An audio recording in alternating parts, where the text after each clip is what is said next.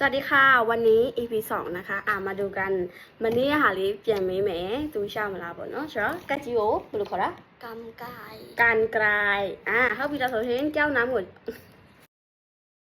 ชีแควจะรอบลูกขอละแก้วน้แก้วน้ำเจ้าจะรอ ำสมุดสมุดเขาพี่ตาโซเชนบอเป็นจะรอโอเบจะรอปากกาปากกาโอเคเก่งมากเลยน้องไทยตะคู่เลยจะใช้เบียวจีเอาตู้จะรอตะเกียบไม่ใช่ภาษาอังกฤษตะเกียบตะเกียบถูกต้องเขาพี่ตาโซเชนมิเชโกไม่ใช่พายแชทไฟแช็กไฟแชทเขาพี่ตาโซเชนซูมจะรอช้อนช้อน ช้อน ช้อน ช้อน ပြီးတော့ခရင်ကိုကြတော့ ส้ม ซ่อมเก่งมากလိုက်ပြောမယ်เนาะเอากันไกลตัดเอากันไกรตัดตัด ตัด เอากันไกลตัด เอากันไกรตัดเอากันไกรตัดแล้วก็เอากันไกลมาเอากันไกรมา เอากันไกลมาเอากันไกรมา กันไกลလို့အတန်ထွက်ရခဲ့ဆိုလို့ရှင်းกันไกลလို့ထွက်လို့ရတယ်เนาะใช่เอากันไกลมาเอามาဆိုလို့ရှင်းယူလာအဲ့လိုမျိုးတိတ်ပဲเนาะกันไกลကကြောကကြီးโอเคซื้อกันไกลใหม่มา ซื้อกันไกรใหม่มา ซื้อ ซื้อ กันไกล กันไกร ใหม่ ใหม่ มากันไกลใหม่ဆိုတာကတ်ကြီးအစ်စ်ကိုပြောတာซื้อมาဆိုလို့ရှင်းဝယ်လာတယ်นะคะเนาะแก้ว แก้ว น้ น้ ำของ ำของ ฉัน ฉาม แก้วน้ เจ้าน้ ำของฉัน ำของฉัน แก้วนะ เจ้าน้ โอเคแล้วก็ซื้อ ำซื้อ แก้ว แก้ว มา มา ใหม่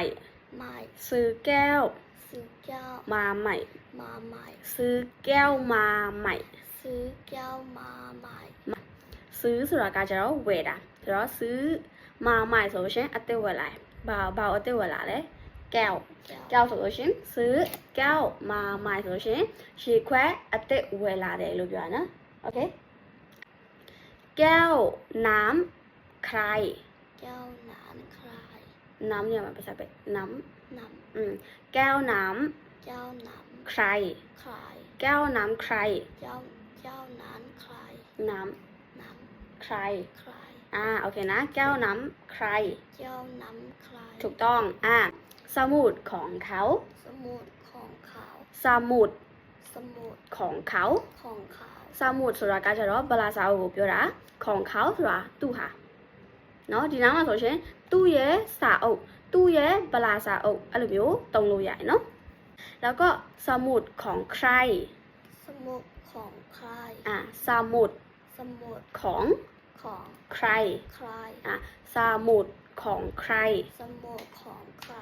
ของใครဆိုတာဘယ်သူဟာလဲလို့ပြောစมุดကကြတော့ခုနပြောသွားတယ်ဗါကြီးဗလာစာအုပ်ဆိုတော့ဘယ်သူရဲ့ဗလာစာအုပ်လဲလို့မေးတာဖြစ်တယ်နော်สมุดของฉัน สมุดของฉัน ฉันภาษาไม่ไปฉัน ฉัน ของฉัน ของฉัน สมุด สมุด ของ ของ ฉัน ฉัน สมุดของฉัน สมุดของฉัน ငါရဲ့ဗလာစာအုပ်ငါရဲ့စာအုပ်လို့သုံးမယ်နော်โอเคปากกา ปากกา ฉันหาย ช้ำหาย ปากกาฉันหาย ปากกาช้ำหาย ปากกาဆိုတာဘာကိုပြောတာမနေ့က ปากกาตุ่มโอ้ ဘောပင်ငါရဲ့ဘောပင်ပျောက်တယ်လို့ပြောတာနော်ปากกาฉันหายนะ ปากกาช้ำหาย หายဆိုတာပျောက်တာကိုပြောတာโอเคนะหายဆိုတာဘာကိုပြောတာ เปรี้ยว ပျောက်တာโอเคนะซื้อปากกามาใหม่ ซื้อปากกามาใหม่ ซื้อปากกา ซื้อปากกา มาใหม่ มาใหม่ ซื้อปากกา ซื้อปากกา มาใหม่ มาใหม่ โอเคนะซื้อဆိုတာကဝယ်တာปากกาကကြတော့ဘောပင် บอก มาใหม่အစ်စ်လာတာเนาะဆိုတော့ซื้อมาใหม่ဆိုရှင်အစ်စ်ဝယ်လာတာปากกาကကြတော့ဘောပင်အစ်စ်ဝယ်လာတယ်ဆိုလို့ရှင်ซื้อปากกามาใหม่ขอทิชชู่หน่อย ขอทิชชู่หน่อย ขอ